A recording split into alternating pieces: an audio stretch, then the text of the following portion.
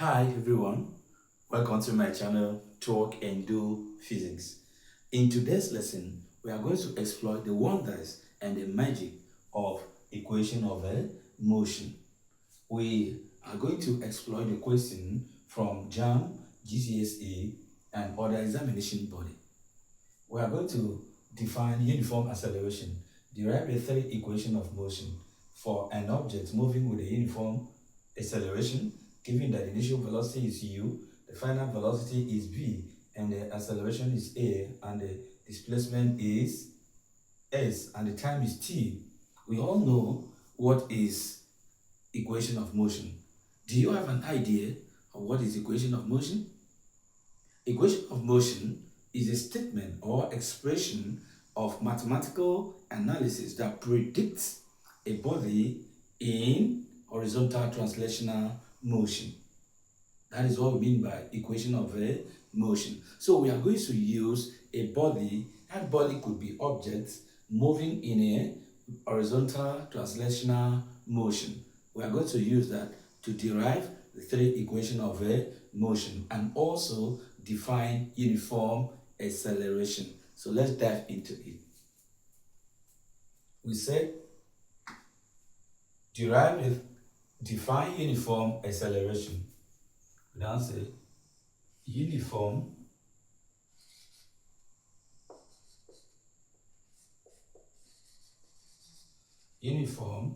acceleration. Uniform acceleration is defined as the rate of change in velocity with time. Uniform acceleration is defined as the rate of change in velocity with time. And uniform acceleration is measured in meter per second. And we all know what is uniform acceleration. A body moving in a horizontal translational motion increases the velocity with time. For instance, you match a brake of your car, and that is where you start having initial velocity. And when you accelerate the car uniformly, that means that the velocity is increasing. As the velocity is increasing, that means that uniform acceleration is also increasing with the time. So, uniform acceleration is defined as the rate of change in velocity with time. That is the definition of uniform acceleration. That's the definition of uniform acceleration. So let's dive into how to derive the third equation of a motion. We are going to use only two physical quantity to derive the third equation of a motion, which are one, uniform or average velocity. We are going to use average velocity and acceleration to derive the three equation of a motion. Let's dive into it. Now I have here average velocity. Average velocity, what is the formula? Is as is equals to v plus u all over 2 time multiplied by time, and also that is 1. 2, I'm still going to use acceleration. Acceleration equals to a comma v minus u all over t. That is meant by acceleration. That these are the two physical quantity that we are going to use to express and derive equation of a motion. Because in a translational motion, that is horizontal translational motion. So a car moving on a tar road, that is what we call horizontal translational motion. So let's check what we are doing. Equation 1, we use this to derive equation 1. This is A equals to V minus U all over T. We now have step 1. We cross multiply this. And when we cross multiply, this will give us A T equals to V minus U times 1. This is the same thing, step 2. The same thing as AT equals to V minus U. So in step 3, what we are going to do is to bring out the cross multiply. U minus U to this side becomes positive. V now becomes V equals to U plus AT. That is equation 1. That is equation 1. Now in equation 2, we are going to derive equation 2. In deriving equation 2, we are going to say step 1, still using average velocity, S equals to V minus U all over 2 multiplied by T. In step 1, in this step 1, where we have V, we substitute by the first equation of motion. Where we have V, we substitute by the first equation of motion, which is U plus AT. U plus AT, correct? So now say step 2 equals to S equals to U plus AT plus U here. U. You now open and close the bracket with T. So over 2. So in step 3, we are going to multiply the halves first, the bracket. Remember the algebra equation where we said what? BOD-mass. And BOD-mass is what? Brackets of division, multiplication, addition, and subtraction. So which one comes first? The bracket, which is what? We now said, okay, in step 3, with equation, now say U plus U, like 1 plus 1 equals to 2U, is equals to 2U plus 80. You bracket T all over 2. In step 4, rather, S equals to, we now said a half, open the bracket 2U, you multiply the half plus 80. That is how you do it, half plus 80. Then you close the bracket and then multiply by T. In step 5, we now said S equals to, we are going to multiply a half. When we open the bracket, we are going to multiply a half with 2U plus a half 80. That's what we are going to do. We will not touch this one first. You don't touch this one. This one is the final thing that we are going to do, which is the T. So we now say a half times 2U plus a half times A times T. Then we will also, if you wait, like you close the bracket so that you have the T multiplied by T. So this will become 2 cancel itself, 1 into 2, 1. So what remains is S, that is step 6, equals to S equals to 1 times 2, 1 times U, not 2, plus a half AT. You see, close the bracket, multiply by T.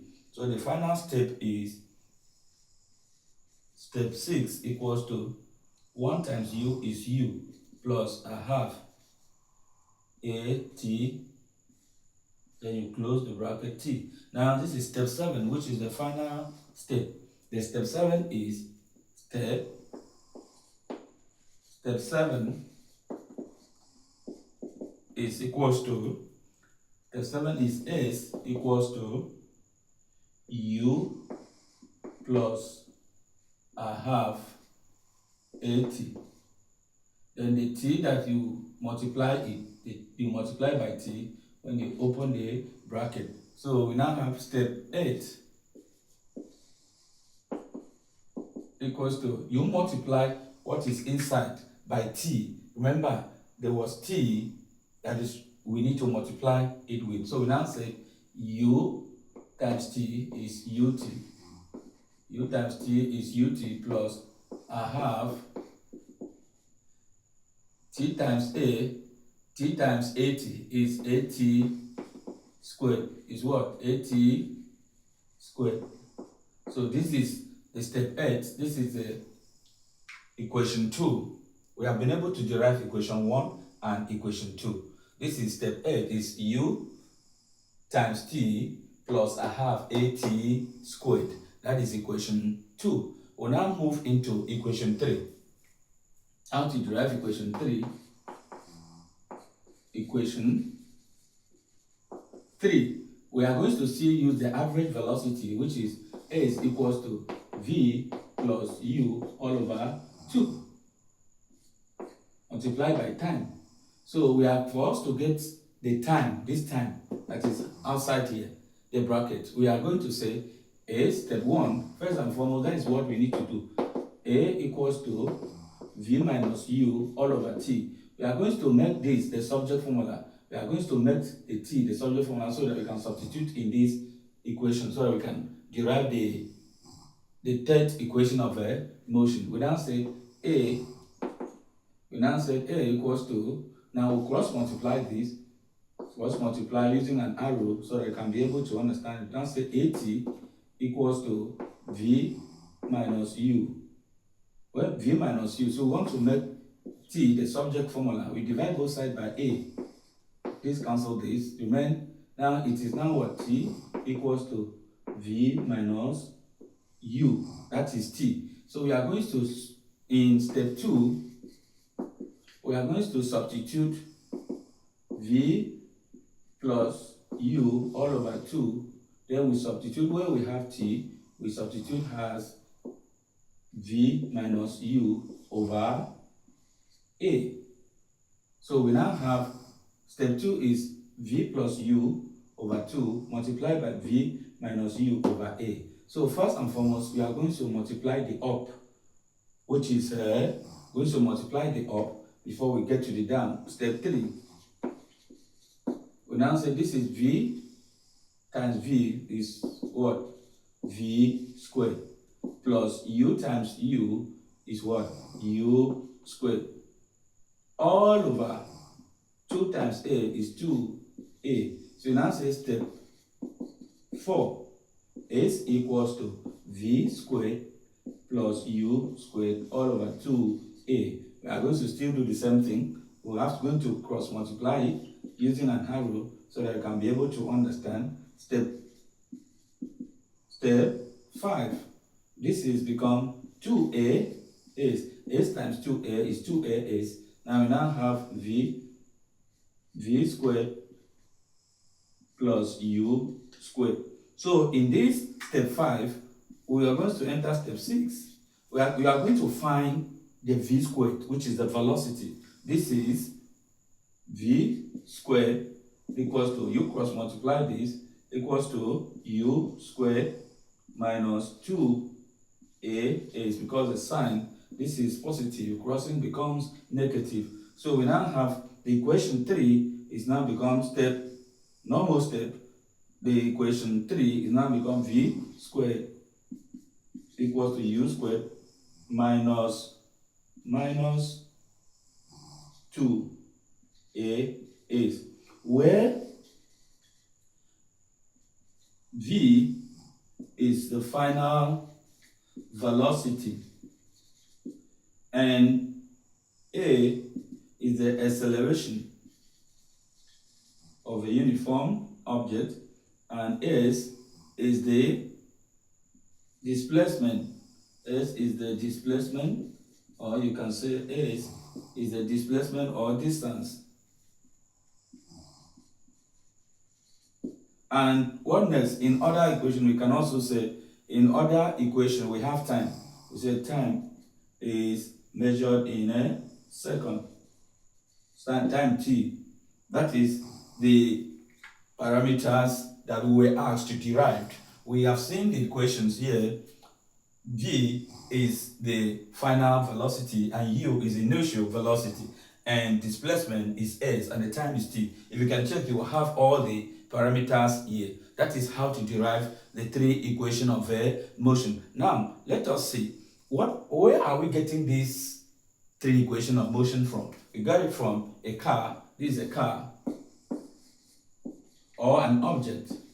This is an object is moving through what? Horizontal translational plane.